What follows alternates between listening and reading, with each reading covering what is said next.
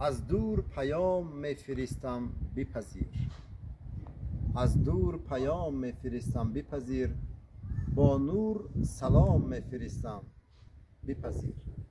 بهر دل تو دل و وفای تو من نام به نام میفرستم بپذیر.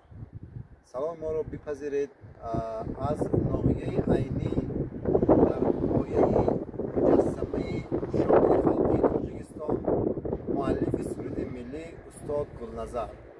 واقعا استاد گلنظر نام خود را در تاریخ ادبیات تاجیک زنده نگاه داشتند و البته امیدواریم که باز هم از اون سال دیگر با شعرهای جاویدان خود، با شعرهای بلند مضمون خود و البته با سرود ملی که برای ملت ایجاد کردن نامشان پاینده باشد. و البته در یک ربایی دیگر میگن که دریاب سخن که جاویدان است هنوز، در عالم بینشان نشان است هنوز. کی گفت که جوی مولیان خشکیده است؟ کی گفت که جوی مولیان خشکیده؟ در مصرع رودکی روان است هنوز.